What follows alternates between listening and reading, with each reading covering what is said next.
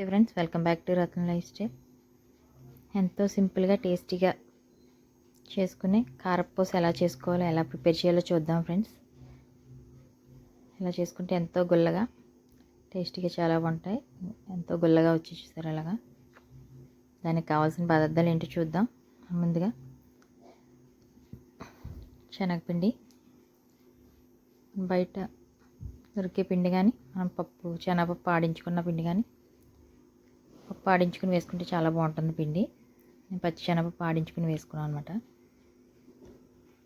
దీంతో కేజీ పిండి అనమాట. ఇది 1/2 కేజీ కొలత. ఇది దీంతో 2 పిండి వేసుకుని, దీంట్లో టేస్ట్ తగ్గ సాల్ట్, 1 స్పూన్ కారం, 1 స్పూను వాము పొడి వేసుకుని ఒకసారి బాగా కలుపుకోవాలి. నెయ్యి కానీ, డాల్డా కానీ, నూనె కానీ మనకి ఏది అందుబాటులో ఉంటుంది, ఒక 2 స్పూన్లు బాగా వేడి చేసుకుని వేసుకుని ఒకసారి కలిపేసుకుని, మొత్తం కలిసిలాగా ఒకసారి చేతితో కలుపుకొని పిండి,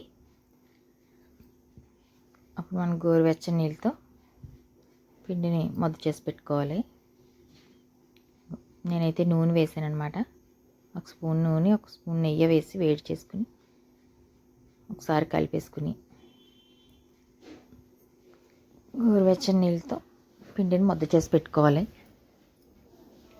చాలా నీళ్ళతో కూడా కలుపుకోవచ్చు, వెళ్దన్న పర్వాలేదు. గోరువెచ్చగా వేసుకుంటే గుల్లగా వస్తాయి అన్నమాట. నూనె వేసుకున్న తర్వాత ఒకసారి ఇలా కలిపేసుకుని పిండి అంతా, అప్పుడు గోరువెచ్చని నీళ్ళు కొంచెం కొంచెంగా వేసుకుని ముద్ద చేసుకోవాలి. మరీ గట్టిగా కాకుండా, మళ్ళీ పల్చగా కాకుండా ఉండాలి పిండి. సంక్రాంతి పిండి వంటల్లో కారపూస ఒకటి చేసుకున్నాం అనమాట మేము. ఇలా కొంచెం కొంచెం వేసుకుని నీళ్ళు కలుపుకోవాలి. శనగపిండిలో ఎక్కువ నీళ్ళు వేసేస్తే ఎక్కువ నీళ్ళు పడవన్నమాట, ముద్ద అయిపోద్ది ఎక్కువ.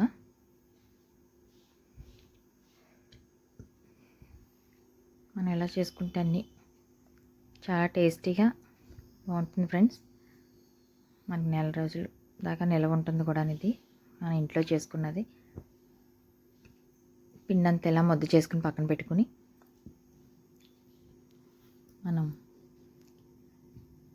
కారపూస వేసుకునే వేసుకునేది అనమాట. ఇది చిన్నది.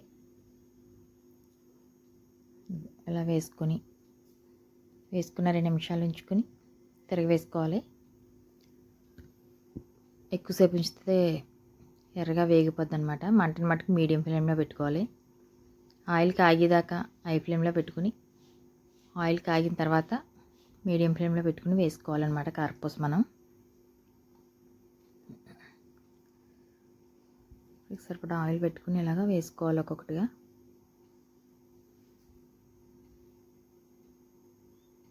మనకి తీసేసుకుని అలా 2 వైపులా తిరిగేసి ఒక 2 నిమిషాల నుంచి తీసేసుకోవచ్చు. ఎక్కువసేపు వేగవసరం లేదనమాట, త్వరగా వేగిపోతుంది మనకి కారపూస.